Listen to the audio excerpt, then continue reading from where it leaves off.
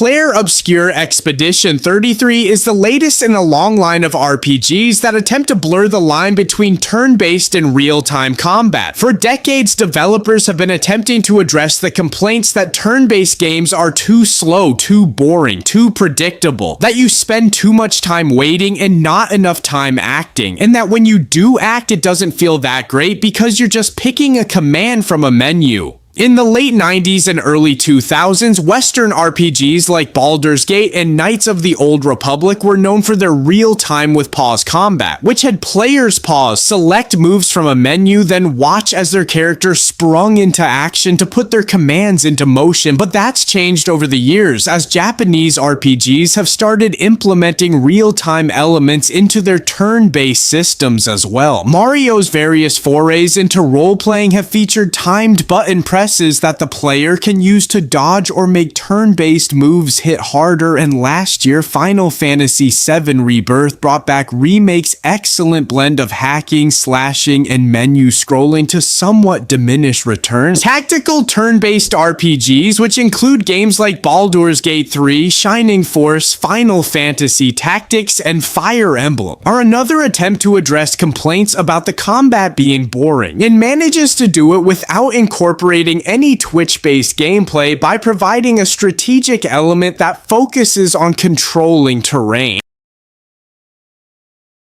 For my money, Clair Obscur is the best fusion of turn-based and real-time combat I've seen. The main reason it works is that there's never a moment when you're completely inactive, though it still maintains a rigid turn order thanks to the game's parry and dodge mechanic. It's a difficult thing to balance, but Clair Obscur strikes it, and it has me looking forward to battles in a way I can't ever remember doing with traditional turn-based battle. At a glance, Clair Obscur seems like a retread of Paper Mario's turn-based with timed button presses approach, and it does incorporate the same press a button to dodge gameplay, but it takes it deeper than any RPG I've played. Battles are a perfect mixture of strategy and reflex. You need to think about which attacks to use when, making sure to use elemental stains wisely. Deciding when to heal and when to attack takes similarly tactical thinking. You have a bunch of different skills to use, but you can also just shoot your opponent in their weak spot, using up the same reserve of AP but leaving yourself a basic